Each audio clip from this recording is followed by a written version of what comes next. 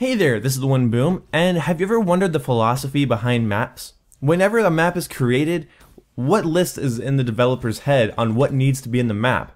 Stick around and we'll talk about it. Enjoy the video.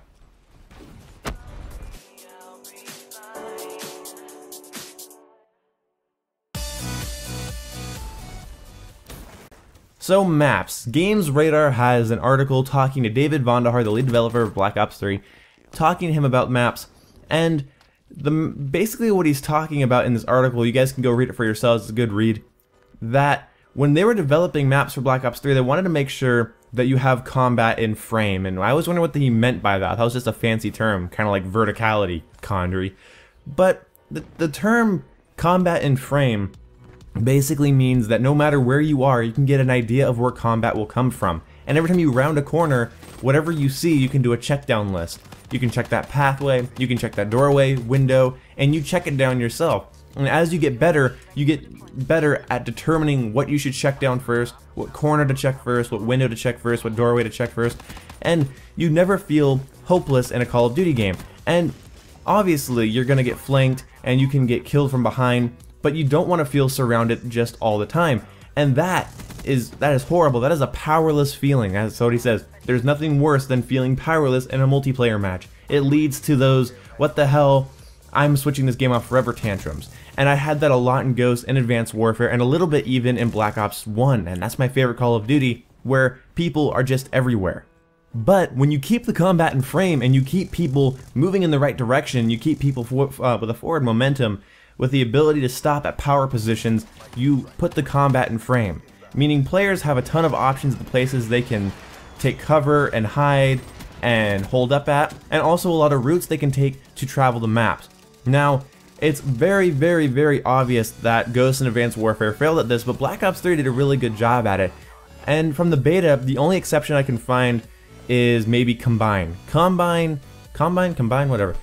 That map is frustrating as hell because there's actually head glitch positions directly in front of spawns, and if you guys have seen gameplay of Combine, you guys know what I'm talking about. If you haven't seen gameplay of Combine, look up Combine gameplay and whatever.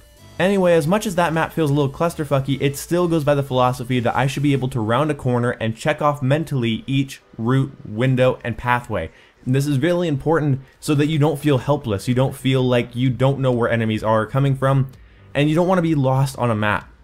Now this is really interesting philosophy for developing maps in Call of Duty, and even though Black Ops 3 maps don't feel super uniform, I have to admit, I know where enemies are going to be. Even without a UAV. I can usually tell my teammates over here, they're going to be coming down this lane, they're going to be coming under this lane, they're going to be up in this window, and I love that. Maps should be predictable as well as sporadic. I should be able to flank someone in a way they can't predict, but also I should be able to predict where they are and vice versa. And this is a really good philosophy for making maps, and I'm really happy this happened, because all it can do is eliminate frustrating deaths and feelings of helplessness. And obviously during the beta you guys have all had bad spawns and bad map experiences, but that's a beta and things are subject to change there. So for lack of a better phrase, Vonderhaar says you don't want to feel like you can be shot from anywhere. So I'm going to give you guys a tip here.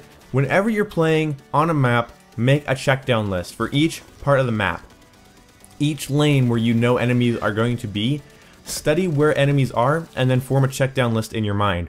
Basically, check that head glitch spot when you walk around the corner, the window, the doorway. You guys know what I'm talking about. Picture it in your head. Picture checking down each part consciously, and then it'll become subconscious. You just know how to do it. This is really important for becoming better at the game when you can master the map. Not just in routes and opening rush routes and spawns, but actually knowing where people are going to be and predicting player movement. This is really important, and I hope you guys enjoyed this video.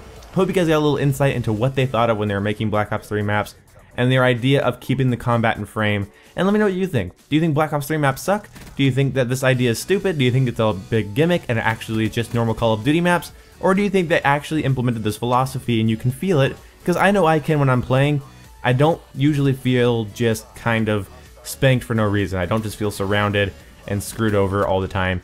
And I really like the fact that the combat is in fact in a frame of some kind. So I like Black Ops 3 a lot, and the map design is great. Combine needs some spawn fixes, but outside of spawns, let me know what you guys think of the layout of maps, and if you guys or do you have a mental checklist? Let me know down in the comment section below. So anyway, hope you guys enjoyed this video, and yeah, I'll see you when I see you. Goodbye! Sometimes goodbye just means goodbye.